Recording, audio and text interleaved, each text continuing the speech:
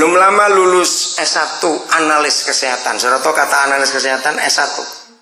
Apa kerjaannya? Nah, maksudnya nggak tahu apa itu analis kesehatan. Yang memeriksa darah, peneliti darah.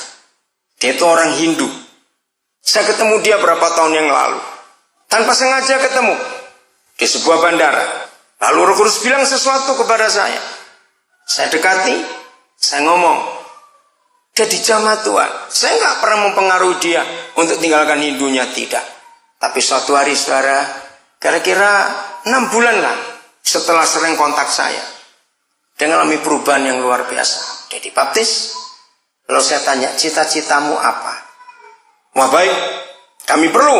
Di Papua malaria luar biasa. Kalau kamu ambil analis, kami perlu. Saudara, dia sudah lulus S1. Dan kami bangga. Tadi lampu mati, saudara di depan, kan gelap sama sekali gelap. Nah, 2 orang yang ngurus genset. Terus setelah nyala, waktu ngurus itu Roh Kudus ngomong, yang tinggi, dia bilang begitu. Kenapa Bapak yang tinggi? Sampaikan sesuatu. Hai, selesai, tapi lampu yang di depan tuh di teras nggak nyala. Yang satu sudah kembali ke mobilnya. Saya bilang, saya perlu waktu sebentar. Namamu siapa? Tatang, orang Sunda. Maaf, coba ceritakan. Kenapa waktu kamu kecil, kamu tuh sakit hati betul sama bapakmu? Saudara, walaupun nggak ada lampu di teras, tapi ada cahaya. Itu saya lihat matanya melotot kepada saya. Tang, kenapa? Dia nggak jawab. Masih ngeliatin saya. Bapak diberitahu siapa? Sebelum kuatannya apa?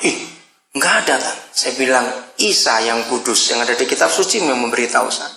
Lalu dia cerita masa kecilnya. Saudara, dia kaget. Nggak tahu kalau saudara lihat tadi, nggak tahu Dani atau siapa lihat. Saya bilang, Tang, kita mau pisah, saya harus masuk, kamu juga pulang. Mau nggak saya doakan kamu? Dia ngangguk. Saya doakan dia. Terus saya minta nomor teleponnya. Dia baru 3 bulan di Manokwari. Saudara, kalau saudara mengaku Kristen dan hamba Tuhan, tapi saudara nggak pernah rakus untuk menyelamatkan sebanyak-banyaknya orang, tanggalkan kekristenanmu dan status hamba Tuhan. Katakan amin. Karena menjadi Kristen, itu kata Paulus di Roma 1 ayat 14, aku berhutang. Kalau kita nggak merasa punya hutang, kita jahat. Tanggal 3 Mei, saudara, saya berangkat dari Jakarta ke Timika.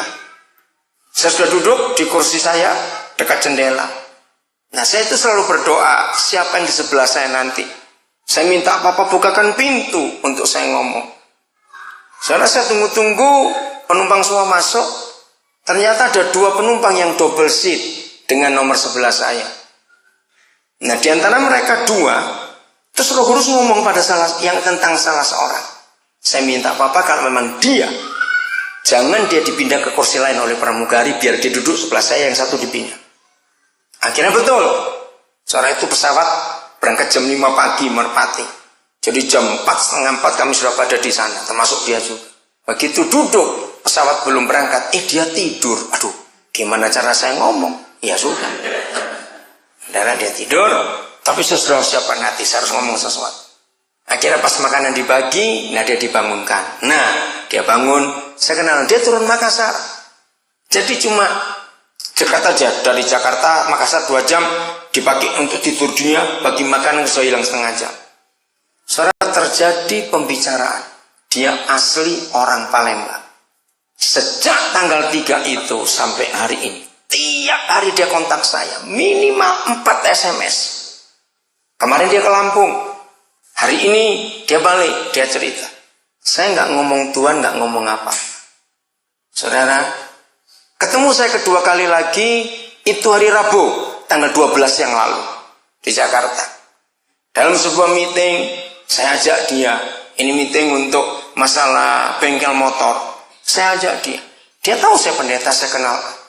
Saya sedang garami dia. Hidupnya mengalami perubahan yang luar biasa. Dia bilang, belum pernah saya ketemu orang. Dan begitu ketemu, ada sesuatu pandangan baru yang saya temukan dalam hidup ini. Jangan ngomong agama, jangan ngomong Tuhan. Tapi ngomong soal kasih dan kehidupan. Karena bicara kasih, itu pasti Tuhan kita. Lagi sekali Roma 5 tadi ini. Kalau dosa bisa berkuasa atas satu orang, lewat satu orang, dan dunia jatuh dalam dosa, bagaimana kita punya pengaruh untuk orang-orang lain di sekitar kita? Betul saudara?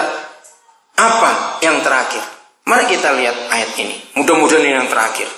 1 Timotius 2 ayat yang keempat.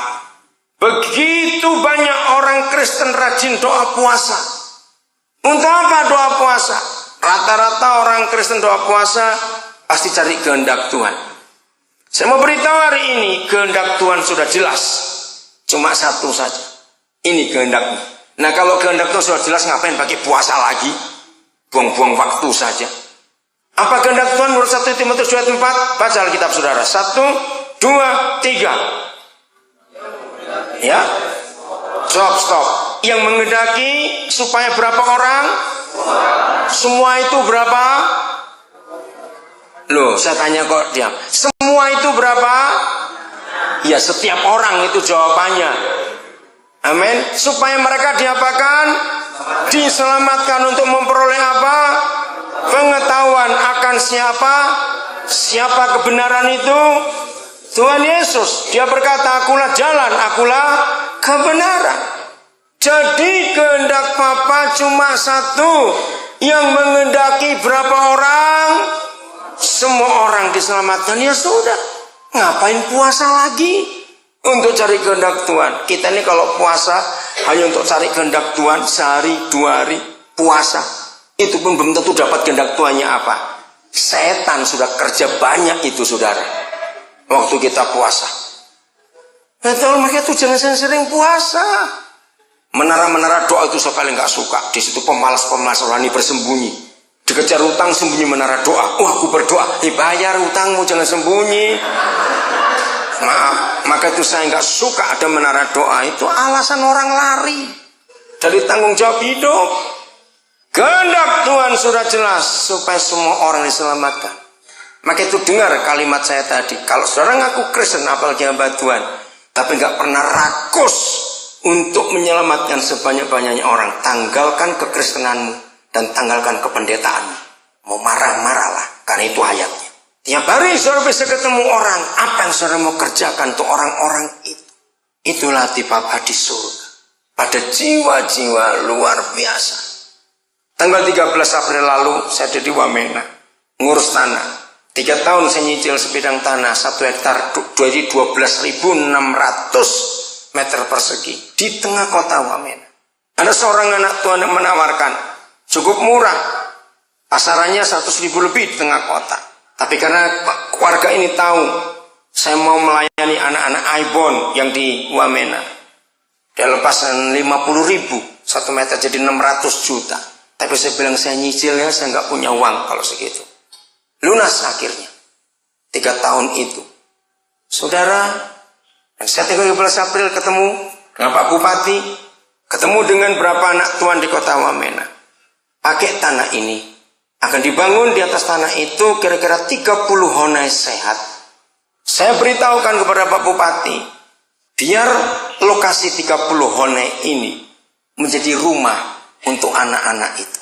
Jadi kalau anak-anak pedalaman turun ke kota, entah mau sekolah, entah mau cari kerjaan, atau mau jalan-jalan lihat kota, mereka sudah punya rumah untuk tinggal di honai-honai itu. Bersyukur kepada Tuhan. Saudara Pak Bupati senang sekali. Kami kan buat sistem honai, tapi honai sehat, pakai ventilasi. Perapiannya sudah didesain. Salah seorang arsitek dari Belanda, saya sudah minta tolong untuk desain honai sehat. Kita bersyukur untuk itu. Ayo kita buat sesuatu.